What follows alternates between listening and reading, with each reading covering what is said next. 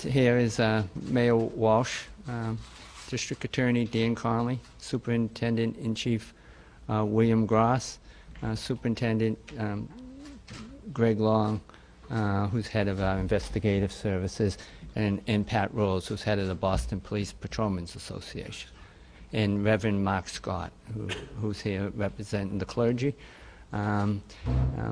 First of all, I'd like to commend my officers for the courage and bravery they displayed last night. I'm real proud of their efforts, but I'm here also to talk about the condition of our officers. Both officers at this time still stable, but in critical condition. Mayor Walsh and myself visited the family this morning and the officers, and they're recovering, which is really good news. The officers involved are Officer Richard Santolo, who's a 27-year veteran of this department, assigned to the East Boston Station, and Officer Matt Morris, who's a 12-year veteran of the East Boston Police Station over there in East Boston. Just to give you, again, a sketch of what played out last night, at approximately 10:50 p.m., officers received a 911 call to 136 Gladstone Street of a report of a domestic violence incident with the possibility of a gun being at that location. Several officers, including a tactical response vehicle, responded to that scene.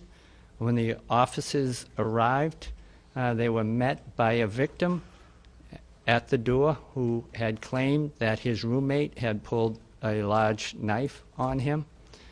The officers immediately went in to investigate. At that time, the suspect, who has been identified as Kurt Figueroa, 33 years, of 136 Gladstone Street,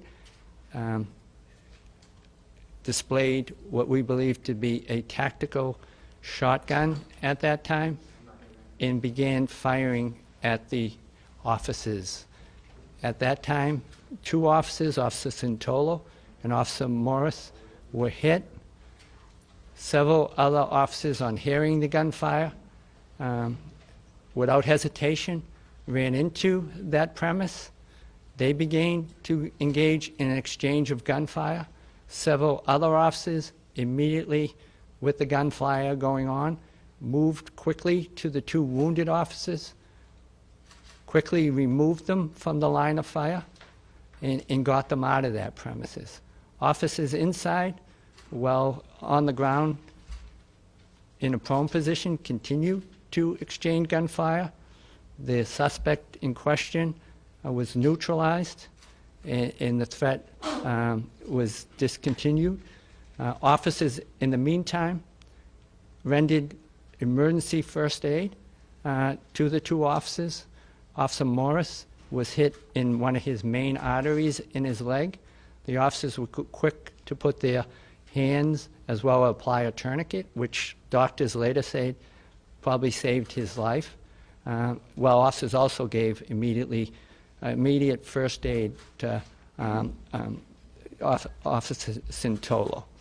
Obviously, our thoughts and prayers continue to go out to those individuals, but I got to commend the officers for rushing into that building with no fear whatsoever to rescue two fellow officers.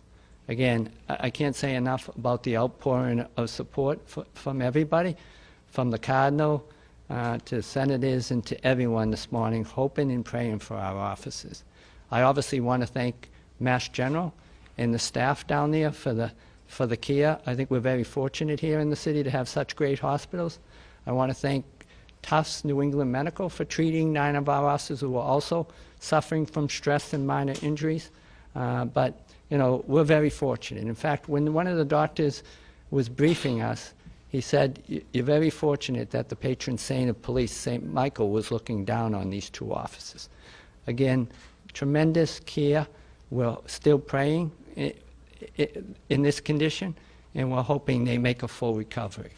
You know, obviously, one thing I really want to point out is, you know, the care they got, the blood transfusion, and I think we realize more than ever the need of stepping forward to the American Red Cross.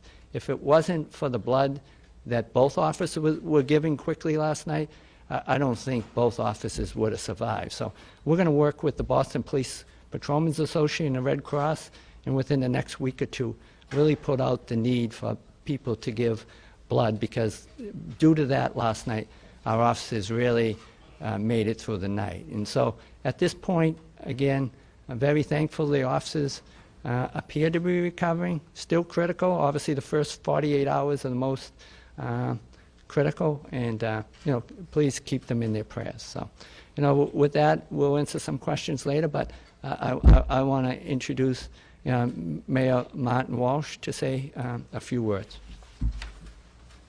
Thank you, Commissioner, and I too want to pass along my thanks to Officer Richie Santolo and Officer Morris for their great police work last night, and the other officers that were at the scene that was able to deal with this domestic violence call that came into the station.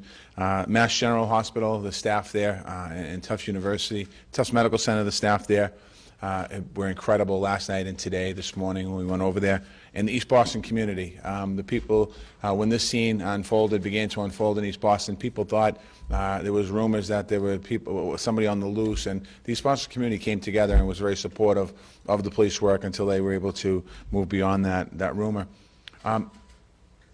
Police work is a difficult job. Oftentimes, around the country, we see what's happening in different police departments in different communities. And in Boston, this is another example of our police officers doing the right thing and doing their job and working collectively together and also working with the community.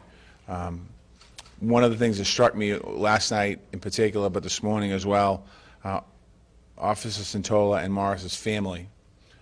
When an officer goes out to work in the morning, they think they're going to come home at night. And for 27 years, Richie did. And for 12 years, Matt did. And yesterday, they weren't able to go home last night after their shift. Thank God they will be going home hopefully sometime soon. But this is dangerous work. So I want to commend the men and women of the Boston Police Department for the incredible work they did. They got called to a domestic call, which turned into a deadly call. And any call they get in any particular day could turn into that. And a lot of times our police department is able to avoid that by the great work and the great training they have. So I want to commend them. I also want to thank the Boston Police Patrolmen's Association and Pat Rose. Immediately after last night at the hospital, after blood was given to one of the officers, Pat. We are going to win this great, great state, and we are going to win the White House.